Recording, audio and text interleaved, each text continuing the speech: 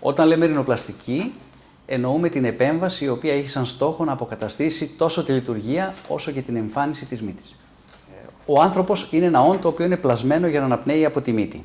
Η μύτη είναι το φίλτρο το οποίο φιλτράρει τον εισπνεόμενο αέρα από μικροοργανισμούς και σωματίδια.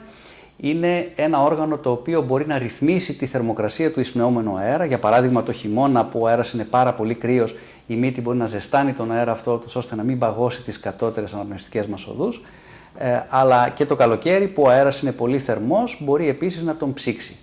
Ακόμη όταν ο αέρας είναι ξηρός μπορεί να του προσδώσει υγρασία και το αντίθετο όταν είναι πάρα πολύ υγρός μπορεί να φροντίσει ούτως ώστε να αφαιρέσει υγρασία από τον εισπνεόμενο αέρα. Άρα ο ρόλος της στην ποιότητα ζωής μας γενικώς είναι πάρα πολύ σημαντικός. Τα προβλήματα της ανεμπόδιστης ρηνικής αναπνοής ή της δυσχέρειας ρηνικής αναπνοής είναι πάρα πολύ συχνά. Συζητώντας το περιβάλλον μας διαπιστώνουμε ότι σίγουρα έχουμε ακούσει παράπονα από ανθρώπους οι οποίοι είτε δεν μπορούν να αναπνεύσουν καθόλου κατά τη διάρκεια της ημέρας, είτε έχουν δύσπνοια δυσκολία στη ρηνική τους αναπνοή κατά τη διάρκεια κόπωσης, προσπάθειας, είτε κατά τη διάρκεια του νυχτερινού ύπνου, επειδή δεν αναπνέουμε πολύ καλά από τη μύτη, μπορεί να αναπνέουμε από το στόμα και αυτό έχει σαν συνέπεια να παθαίνουμε εύκολα φαρυγγίτιδες, να παθαίνουμε λοιμώξεις του κατωτέρου αναπνευστικού, αλλά και το πρωί να ξυπνάμε με την αίσθηση ότι δεν έχουμε κοιμηθεί αρκετά.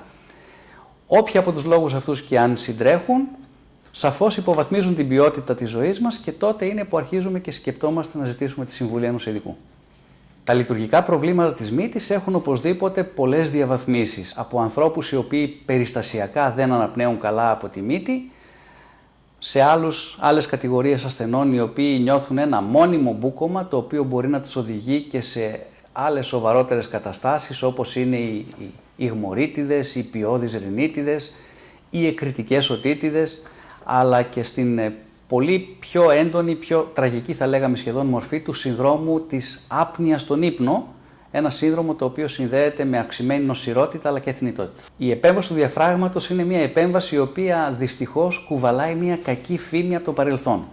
Για τη φήμη της αυτή οφείλεται αποκλειστικά και μόνο η κακή τεχνική που χρησιμοποιείται τόσα χρόνια. Έχουμε ακούσει ιστορίες ανθρώπων οι οποίοι περιγράφουν με τρόμο σφυριά και καλέμια και γάζες οι οποίες μέναν μέσα στη μύτη για πάρα πολύ καιρό.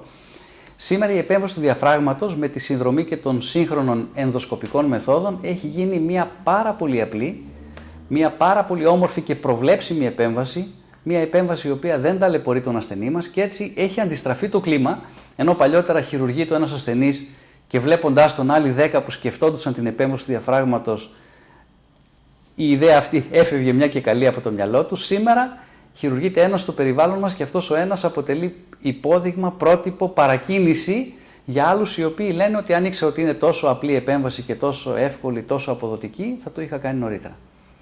Όλα αυτά μας τα προσφέρει η σύγχρονη τεχνολογία η οποία έχει συνδράμει πάρα πολύ στην ειδικότητα της λαρυγγολογίας. Την ημέρα της επέμβασης γίνεται ένας πολύ ελαφρύς ποματισμός στη μύτη που δεν έχει καμία σχέση με τον ποματισμό τον ισχυρό που κρατούσε 4 μέρες και έπριζε τη μύτη μας σαν μελιτζάνα. Σήμερα κάνουμε έναν πολύ ελαφρύ ποματισμό της μύτης, στον οποίο χρησιμοποιείται επίσης, γίνεται χρήση και κάποιων πολύ μαλακών σωλήνων σιλικόνης για να μπορεί να αναπνέει ο ασθενής ακόμη και την ημέρα της επέμβασης. Την επόμενη μέρα όλα αυτά τα υλικά βγαίνουν από τη μύτη και έχουμε άμεσα αρκετά καλή αναπνοή, η οποία βελτιώνεται πολύ γρήγορα, ραγδαία, αμέσως με τις επόμενες ημέρες. Άρα μετά την πάροδο 1-2 εβδομάδων η αναπνοή μας είναι πια ανεμπόδιστη και ελεύθερη.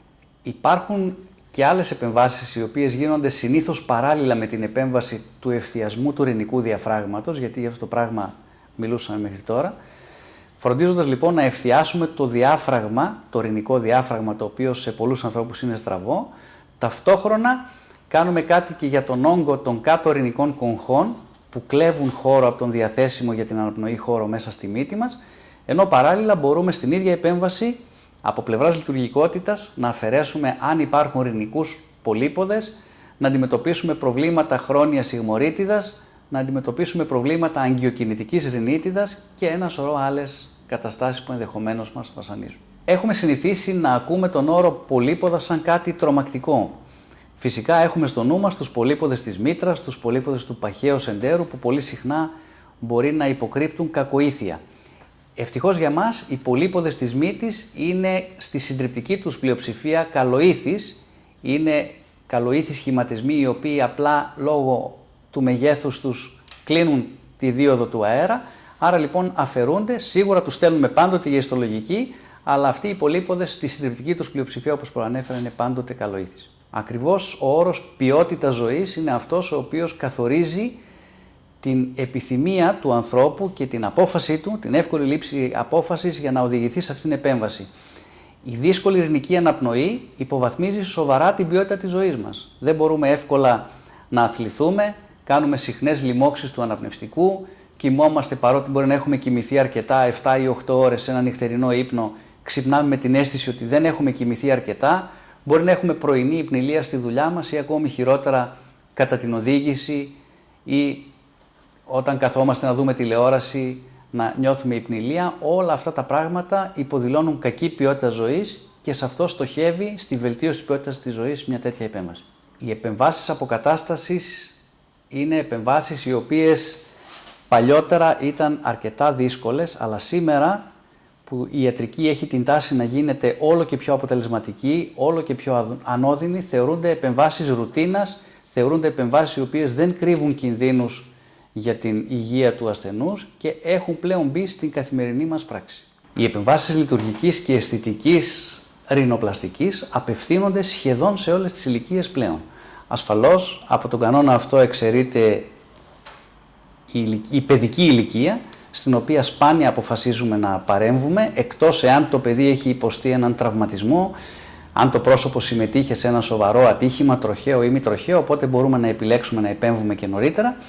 Αλλά σαν ρουτίνα ξεκινούμε να χειρουργούμε παιδιά περίπου από την εφηβική ή μετεφηβική ηλικία και πιο συγκεκριμένα την ηλικία των 16 ετών για τα κορίτσια και 17 για τα αγόρια.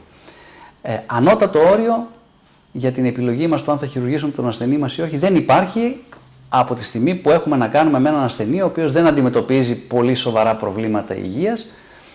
Όλες οι ηλικίες λοιπόν δικαιούνται να έχουν μια λειτουργική και αισθητική αποκατάσταση της μύτης. Οι δύο βασικές σχολές ρινοπλαστικής είναι η κλειστή και η ανοιχτή μέθοδος. Η κλειστή μέθοδος είναι μια μέθοδος η οποία αντιμετωπίζει τα προβλήματα της μύτης μέσα από τους ρόθωνες χωρίς να προβεί σε καμία διάνοιξη, ενώ η ανοιχτή μέθοδος είναι μια μέθοδος η οποία εφαρμόζεται αρκετές δεκαετίες και έχει την αρχή της στην Βόρεια Αμερική. Είναι μια μέθοδος η οποία επιδιώκει κάτω από άμεση όραση, δημιουργώντας μια μικρή τομή στη μύτη, να έχει άμεση πρόσβαση σε όλα τα ανατομικά δεδομένα της μύτης και έτσι πετυχαίνει ένα καλύτερο αισθητικό αποτέλεσμα, το οποίο είναι πιο διαρκές, εμφανίζει μεγαλύτερη αντοχή σε βάθος χρόνου. Το καινούργιο στοιχείο στην επέμβαση της ρινοπλαστικής, με τη συνδρομή βέβαια της ανοιχτής ρινοπλαστικής, είναι ότι ο γιατρός έχει άμεση πρόσβαση σε όλες τις ανατομικές δομές της μύτης. Μπορεί, αφήνοντας στην άκρη τον ημένα εκείνο ο οποίος έχει την νεύρωση, την αισθητική και την αγγείωση της μύτης, να έχουμε μια επέμβαση που είναι σχεδόν τελείως ανέμακτη και να είναι ανώδυνη. Και είναι ανώδυνη γιατί δεν δημιουργούνται κακώσεις σε ιστούς οι οποίοι έχουν νεύρα και όταν συναντούμε αγγεία μπορούμε να κάνουμε μια πολύ επιμελή αιμόσταση. Αυτό από τη μία πλευρά τεχνικά είναι αυτό το οποίο δίνει τη δυνατότητα να μην προκαλούμε πόνο και ειδήματα, έντονες μελανιές και πριξίματα στον ασθενή μας, και από την άλλη πλευρά, έχοντας άμεση πρόσβαση σε όλες τις ανατομικές δομές, να μπορούμε με ακρίβεια, με λεπτότητα και με σταθερότητα και με τη χρήση μοσχευμάτων που παίρνουμε από τον ίδιο τον ασθενή, να προβλέψουμε το μετεχειρητικό αποτέλεσμα και να φροντίσουμε αυτό να είναι διαρκές σε βάθος χρόνου. Ο χρόνος της νοσηλείας στην ρινοπλαστική έχει ελαττωθεί πάρα πολύ με τις σύγχρονες αυτές μεθόδους, οι οποίες είπαμε ότι έχουν την τάση να γίνονται όλο και πιο ανώδυνες και πιο ανέμακτες. Ο ασθενής λοιπόν μπορεί να μπει την ημέρα του χειρουργείου, το πρωί της ημέρας του χειρουργείου στην κλινική, να κάνει προεγχειρητικό έλεγχο, ο οποίος απαιτεί περίπου μία ώρα. Έχοντας τα αποτελέσματα των προεγχειρητικών του εξετάσεων στα χέρια μας, προχωρούμε στη χειρουργική επέμβαση και το απόγευμα της ίδιας ημέρας ο ασθενής, εάν το επιλέξει, μπορεί να επιστρέψει στο σπίτι. Ιδάλλως, μπορεί να παραμείνει στην κλινική και να διανυκτερεύσει εκεί αλλά οπωσδήποτε αποχωρεί από την κλινική το πρωί της επομένης ημέρας. Άρα λοιπόν, ο μεγαλύτερο χρονικό διάστημα που θα χρειαστεί ο ασθενής μας να παραμείνει στην κλινική είναι 24 ώρες.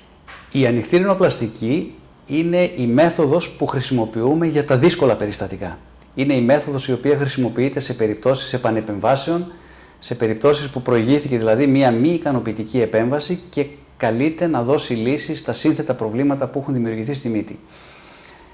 Οθούμενος και κινούμενος από αυτό και βλέποντας την απόδοσή της στην πράξη, αποφάσισα να την χρησιμοποιώ σε όλα τα περιστατικά. Σκεπτόμενος ότι αν τα δύσκολα περιστατικά δικαιούνται την βέλτιστη των τεχνικών, γιατί όχι και μια πρωτογενής μύτη με μέτρια ή και μικρότερα ακόμη προβλήματα. Γιατί και μια τέτοια μύτη να μην δικαιούται την κορυφαία επέμβαση που θα μπορούσε να δεχθεί.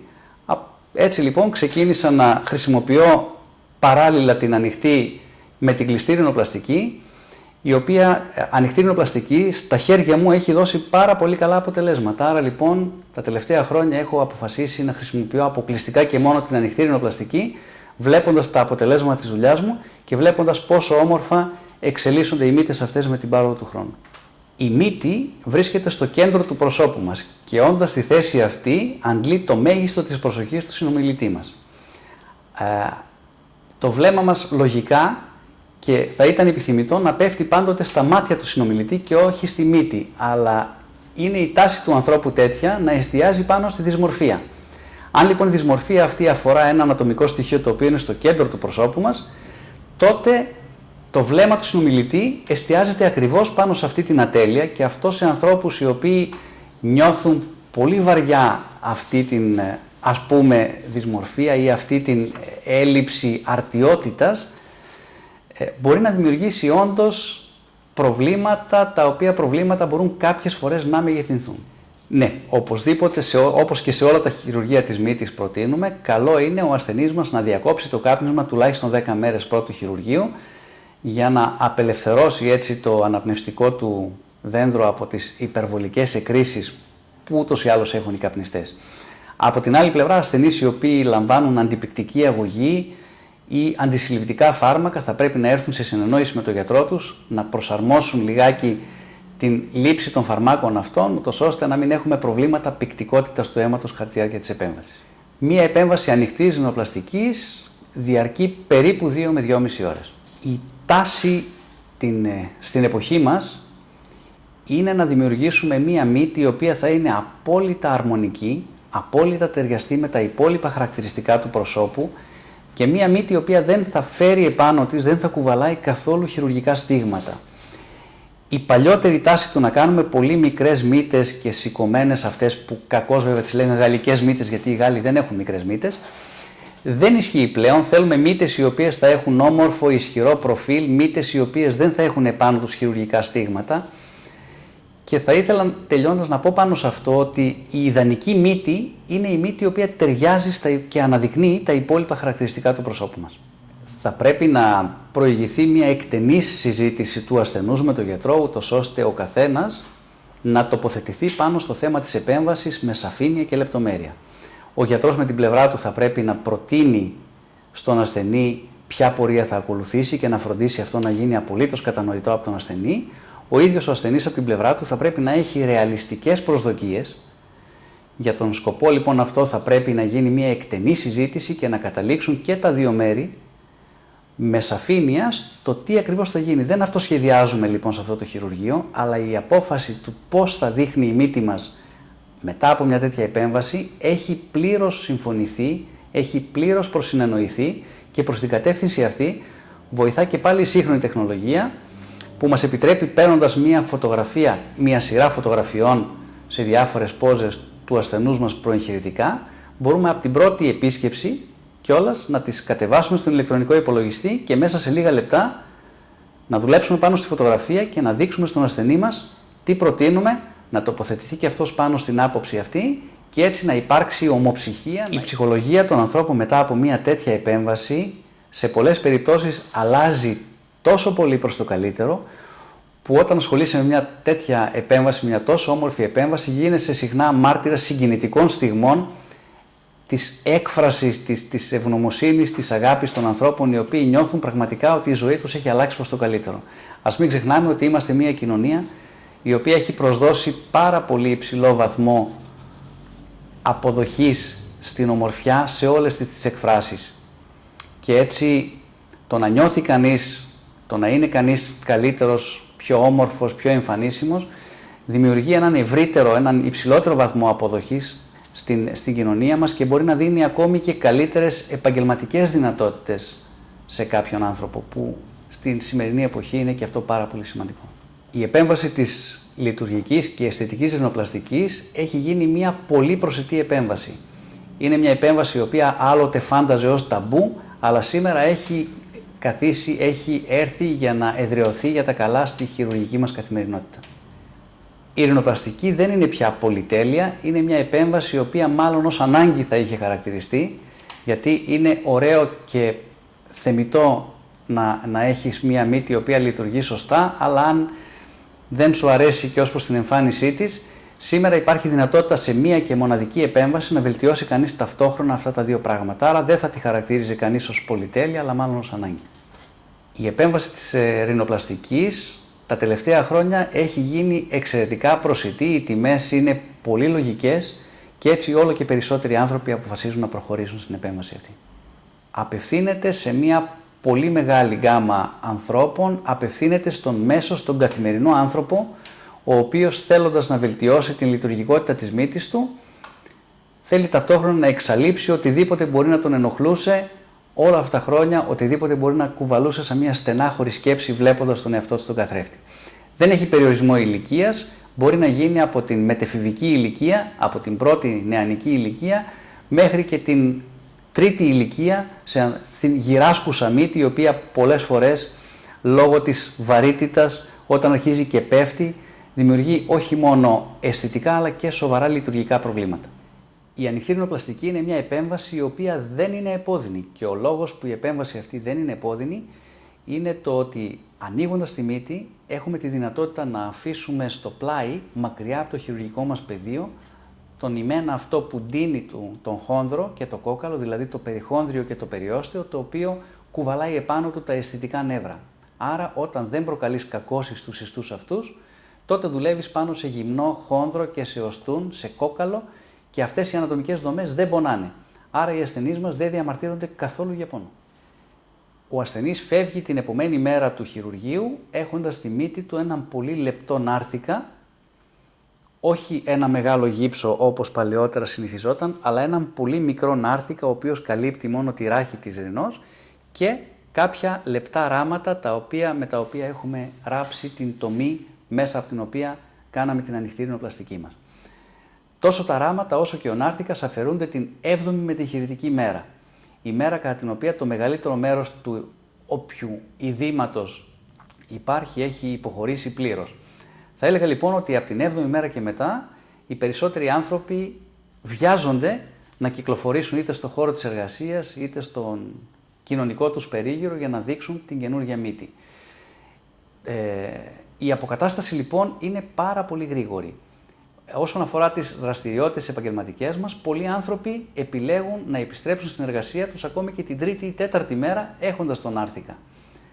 Άλλοι που δεν θέλουν να φανεί και είναι απόλυτο δικαίωμά τους ότι έχουν παρέμβει αισθητικά στη μύτη, περιμένουν την 7η μέρα που θα αφαιρεθεί ο νάρθηκας, ούτως ώστε αν είναι δυνατόν κανείς να μην καταλάβει ότι έχουμε κάνει και κάτι αισθητικό στη μύτη μας εκτός από το να αποκαταστήσουμε τη λειτουργικότητά της.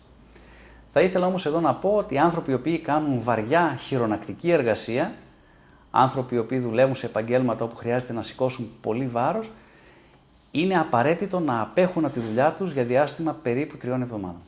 Από το επόμενο πρωί της ημέρας του χειρουργείου, που βγαίνει ο ελαφρύς πομματισμός από τη μύτη, ο ασθενής αναπνέει, όχι βέβαια δεν έχει την καλύτερη δυνατή αναπνοή, αλλά σε πολλές περιπτώσεις αναπνέει καλύτερα και από αυτό που ανέπνεε πρώτου χειρουργείου.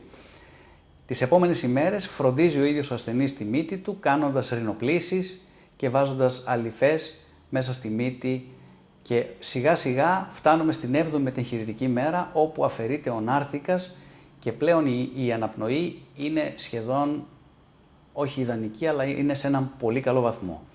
Όσο περνά ο καιρός τόσο η αναπνοή μας βελτιώνεται και φτάνοντας στο τέλος του πρώτου μήνα η αναπνοή μας είναι σε επίπεδο πολύ ικανοποιητικό. Η ανοιχτή ρινοπλαστική είναι η επέμβαση επιλογής για τις επανορθωτικές επεμβάσεις. Οι επανορθωτικές επεμβάσεις απαιτούνται όταν μία προηγούμενη επέμβαση δεν έχει κατορθώσει να δώσει στη μύτη ακριβώς το επιθυμητό σχήμα που θέλαμε ή δημιουργούνται ουλές, δημιουργούνται ισολκές, δημιουργούνται θέματα τα οποία κάνουν τη μύτη να είναι λιγότερο ελκυστική. Στις επανορθωτικές λοιπόν επεμβάσεις απαιτείται κατά κανόνα περισσότερος χρόνος, αλλά ο καθαρός χειρουργικός χρόνος είναι το μόνο πράγμα το οποίο διαφέρει. Δεν υπάρχει περισσότερη ενόχληση, δεν υπάρχει πόνος ούτε σε αυτές τις επεμβάσεις. Βέβαια υπάρχουν περιπτώσεις στις οποίες για να φέρουμε τη μύτη, να διορθώσουμε μία μύτη η οποία δεν είναι ακριβώς στο σχήμα που θέλουμε, μπορεί να πάρουμε χόνδρο είτε από το αυτί είτε από πλευρικό χόνδρο από τα πλευρικά μας τόξα για να τον χρησιμοποιήσουμε ως αυτομόσχευμα, ειδικά σε περιπτώσεις όπου έχει γίνει υπερβολική αφαίρεση και η μύτη είναι πολύ μικρότερη από αυτή που θα έπρεπε να είναι. Είναι δυσκολότερες οι επανορθωτικές επεμβάσεις, είναι επεμβάσεις οι οποίες κρατούν περισσότερες ώρες, αλλά αυτό δεν συνεπάγεται απαραίτητα και μεγαλύτερη νοσηλεία. Στη συντριπτική πλειοψηφία των περιστατικών και οι ασθενείς οι οποίοι υφίστανται μια επανορθωτική επέμβαση που μπορεί να κρατήσει 3, 4 ή και 5 ώρες, βγαίνουν την επομένη μέρα του χειρουργείου έχοντας πάλι τον άρθρικά τους και τα ράματα τα οποία αφαιρούνται και πάλι την 7η μετεχειρητική μέρα. Άρα ναι, τεχνικά είναι δυσκολότερες επεμβάσεις, πιο σύνθετες, οι οποίες επεμβάσεις όμως δεν σημαίνουν μεγαλύτερη ενόχληση για τον ασθενή. Το πρόβλημα που έχει δημιουργηθεί από μία προηγούμενη επέμβαση, σε άλλες περιπτώσεις αποκαθίσταται εύκολα, σε άλλες περιπτώσεις μπορεί να έχει μία μέτρια ή και μεγαλύτερη δυσκολία. Η ανοιχτή ρινοπλαστική είναι ακριβώς το εργαλείο το οποίο μπορεί να επιλύσει όλα αυτά τα προβλήματα της μύτης με πολύ αποτελεσματικό τρόπο. Η επανορθωτική επέμβαση έρχεται για να επιλύσει οποιαδήποτε επιμέρους προβλήματα χαλούν τη συνολική αρμονία της μύτης και σαν τέτοια αναφέρονται ρουθούνια τα οποία μπορεί να είναι πολύ μεγάλα και αναφέρονται δυσανάλογα σε σχέση με την υπόλοιπη μύτη, να υπάρχει μια υπολοιματική κυρτότητα, η καμπουρίτσα της μύτης, την οποία δεν κατόρθωσε η προηγούμενη επέμβαση να επιλύσει ή μπορεί να επανεμφανίστηκε η κυρτότητα, το σχήμα της κορυφής να μην είναι επιθυμητό, να φαίνονται τα ρουθούνια όταν κοιτάμε τον ασθενή μας απευθεία εμπρός, να φαίνεται η περιοχή αυτή που την λέμε στυλίδα να κρέμεται. Όλα αυτά τα επιμέρους προβλήματα είναι προβλήματα τα οποία αντιμετωπίζει με επιτυχία η ανοιχτή ρινοπλαστική. Η μύτη μας είναι ένα όργανο το οποίο δεν μεγαλώνει με την αύξηση του σωματικού μας βάρους. Άρα λοιπόν όταν πάρουμε επιπλέον σωματικό βάρος και αυτό είναι πολύ, η μύτη μπορεί να φαίνεται δυσανάλογα μικρή στο πρόσωπό μας. Άρα λοιπόν η μύτη δεν είναι ένα όργανο το οποίο χοντρένει με την αύξηση του σωματικού βάρους. Αλλάζει όμως πάρα πολύ με την ηλικία. Όσο μεγαλώνουμε και περνούμε από την δεύτερη ιδιαίτερα στην τρίτη ηλικία, η μύτη είναι ένα όργανο το οποίο αλλάζει σημαντικά, μεγαλώνει. Οι δομές της μύτης μεγαλώνουν και εδώ είναι που κάνει τη διαφορά η χειρουργημένη μύτη. Η μύτη της ανοιχτής ρινοπλαστικής γερνάει πάρα πολύ όμορφα. Είναι μύτη η οποία με την πάροδο του χρόνου ευνοείται πολύ, αντιστέκεται στη φθορά του χρόνου, δεν πέφτει, κρατάει τη θέση της και κρατώντας τη θέση της μας βοηθάει να έχουμε μέχρι το τέλος της ζωής μας ανεμπόδιστη ειρηνική αναπνοή. Ο βασικός λόγος για τον οποίο ένα άτομο δεν θα έπρεπε να προχωρήσει σε μια τέτοια επέμβαση είναι αυτό που οι Αγγλοσάξονες λένε facial dysmorphic syndrome. Είναι ασθενείς οι οποίοι έχουν κακή αποδοχή του εαυτού τους και έχουν δημιουργήσει την πεποίθηση ότι αν φτιάξουν τη μύτη τους θα αλλάξει η ζωή τους ριζικά, ότι θα γίνουν πιο αποδεκτοί στις κοινωνικές τους σχέσεις, ότι όλα θα είναι καλύτερα. Αυτοί οι ασθενείς δεν είναι υποψήφιοι για την οποιαδήποτε μέθοδο λειτουργικής και αισθητικής ρινοπλαστικής. Σήμερα έχουμε στη διάθεσή μας εξαιρετικά εργαλεία τα οποία κάνουν τη δουλειά μας πολύ πιο εύκολη. Στα εργαλεία αυτά, προεξάρχουσα θέση, έχουν και τα συστήματα απεικόνησης της φωτογραφίας του ασθενού σε ηλεκτρονικό υπολογιστή. Πάνω στην φωτογραφία αυτή μπορούμε να δουλέψουμε με τον ασθενή δίπλα μας και να δείξουμε ποια είναι η πρόταση που κάνουμε στην αλλαγή του σχήματος και της δομής της μύτης, να υπάρξει σύμπνοια και κοινή απόφαση ανάμεσα στον γιατρό και στον ασθενή και έτσι το αποτέλεσμα, το επιδιωκόμενο, να ταιριάζει στις προσδοκίες και των δύο, τόσο του γιατρού όσο και του ασθενούς. Η εμπειρία του γιατρού και η αγάπη για αυτό ακριβώς που κάνει είναι όντως το μυστικό για ένα άρτιο, αισθητικό και λειτουργικό αποτέλεσμα. όσο προσεγγίσεις αυτή την επέμβαση με αγάπη, όσο καθίσεις, σκύψεις πάνω στη μύτη, δουλέψεις πάνω στα προβλήματά της και προσπαθήσεις να την φανταστείς μέσα στο μυαλό σου και να την ταιριάξεις με τα υπόλοιπα χαρακτηριστικά του προσώπου, τόσο πιο όμορφο, επιθυμητό και ταιριαστό στο πρόσωπο θα είναι το αποτέλεσμα.